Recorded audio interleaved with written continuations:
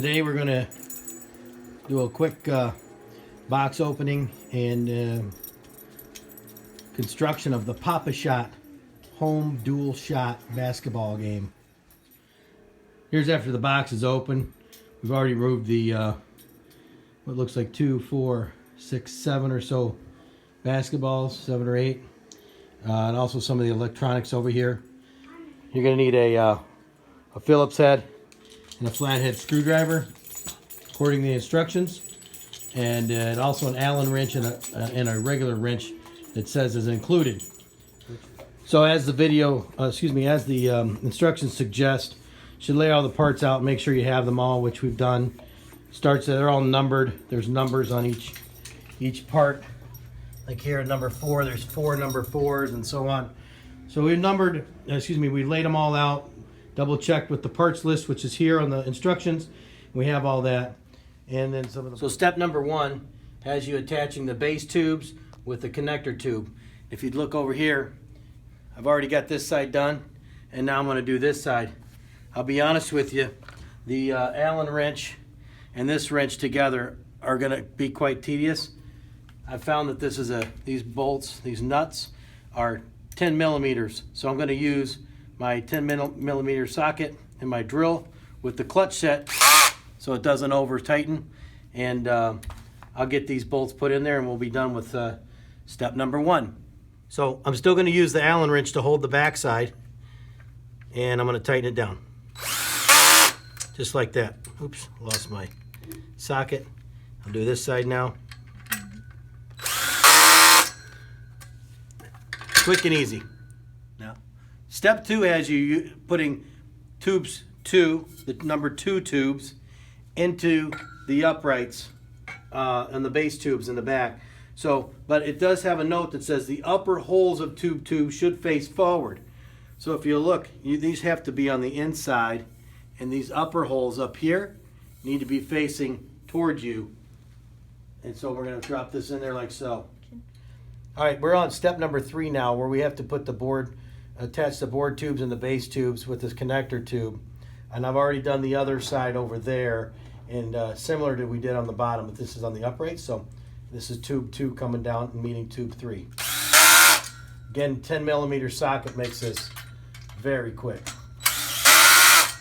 And I do have the clutch set at 5. You don't want it to get too tight or it'll smash your tubes. All right, step 4 has you attaching the 2 diagonal tubes, number 13, to the board tubes. These are tubes number 2 on either side, using a 26 bolt, a couple washers, and a nut. Now here at the bottom, where they come together, you're going to use the only number 28 bolt that you've got with a washer, and you got to feed it into this hole and then put a washer and a nut on this side. I find it to be a little tricky, so I got to muscle a little bit to get it to go, but I'll film it when I'm screwing it back together. So, still on step 4, we're going to bolt this together now. And we're going to go across to the other number 2 tube. Put this together here. And then we're going to go down here. This is the number 28 bolt that we got to go on the center tube. There we go. All right, step number 5 is going to need you to measure your ceiling height. In my case, I'm at 99 inches. If you're below 94 inches, you're only going to want to use one of these on each side, and if you're below 88, you don't use any of these number 4 tubes. In my case, since I'm 99, I'll use both of these tubes up on my uprights here at the top. Here I've got the 2 4 tubes put together, and I'm going to put them right in here. As you'll see, it just snaps together real easy. Boom. And then up here, we're going to put the number 1. And I'm going to do the same thing on the other side. Right. So here I have both 4s, and now I'm going to put in, this is tube number 1, so you can see here. And again, it's got the push button, and this is why they wanted on your other tubes for the holes to be facing forward. So we'll drop this in and simply snap it in. Now I'm going to do the same thing over on the other side. Step 6 also has you attaching this number 6 to cross member that goes all the way across here. You'll note this is number 1 that goes up and it arches across, comes out. There are 2 holes above this one. I wonder if I, since I did use the extensions, if I should have used one of the others. But actually this and that, these holes here are going to be for your backboard. So make sure you use the bottom hole. Okay, step 7 has you attaching number 11, which are your side arms to the board tubes using a 26 bolt and some washers and then the nut. And that's the same on both sides. I already got these kind of there and just need to tighten them up. But I'm going to wait and see where they attach at the other end, which doesn't have me attaching them anywhere yet. So I will just gently tighten them and then finish that up later. Step 8 has you attaching tube number 7 to this one's tube number 8, and this is the big curved one. And obviously you push the pin, real simple, and attach them that way, just like so. And there's 2 of these, so do them both. So step number 9, as you take in the parts 7 and 8 you put together on the last step and attaching them here. So here is how they go together. This is your number 11 bar. It comes down to this upright, comes up in front. Your wheels are back over there. And this is number tube number 7 here. It comes down, just let it rest on the floor. And then you have this long bolt that goes through, bolt, washer, and then washer, nut, and then the same thing over on this side as well. Okay? And I'm going to tighten it up, but not all the way. So I'm going back 1 step or 2 where we had the number 11 tube coming up here where I didn't tighten it because I didn't know where it was going to go. So now I'm going to go ahead and tighten that down. And the same thing on this other side. We'll tighten it up as well. So step 10 has you looping the nets, and there's a tip here that says a helper would be nice, and it would for this next step where you attach the rim to the backboard, which what I'm doing. You're going to have the 4 bolts, 8 washers and 4 nuts, and also the plastic backer plate, which I'll show you here. I've already got the nuts done up. I've got one of the bolts up top on each side and here. And then if you look around back, right here is where the backer plate is. So I'm going to do the same thing on both sides and complete step number 10. And again, it would be helpful to have somebody on the front side holding the rim. So we're on step number 11, which is where we're going to install the scoring unit, which I have right here. I do have my helper helping me with this. There he's waving through the hole. We've already installed the 4 little black bolts, or screws if you will, through the holes. They're countersunk on the other side, so there's no washers. But we do have these little black bolts that are nuts that go on the back side. In this case, since these screws are Phillips head, we're just going to use the Phillips head. There's only 4 of them. We're going to use this wrench to hold the nuts in the back while we screw in the front with the screwdriver. And you can see this is the bottom. It looks like old telephone jacks. This is countersunk, so you stick it right in here like so. The bolts go through, and we'll tighten it down. All right, so we're still in step number 11. We've got the scoring unit installed. Now we're installing, which I've already got a couple installed, are the sensors. They take 2 little screws like this, and again, it comes with a screwdriver, and I've got a screwdriver, but the drill makes it a lot faster. So I'm making sure that my wires are coming this way on each of them. I'm going to screw these in. There's 2 screws on each side, so 2, 4, 6, 8 screws, and we'll be done. The sensor goes through the hole, and it senses when it sees the ball pass here, and then it scores on the scoreboard when you're playing. So I'll get done with this, and we'll be back in a minute. Okay, still part of step 11. As you can you see, I've got these the sensor's attached now, and on the back here it tells you, I don't know if you could see this, if you, my help would get out of the light, you could see it does indicate top and bottom. So you would essentially take the top wood and you would plug it into where it says top, and the bottom one would you plug into where it says bottom. So here I've finished the installation of your sensors. This is the top. I've got the backboard turned up, so this way. So this is the bottom of the backboard. This is the top sensor of the right basketball hoop, and this is the bottom. So here on your scoreboard, it says top and bottom. So this wire goes to your top sensor, and down here, same thing, top and the bottom.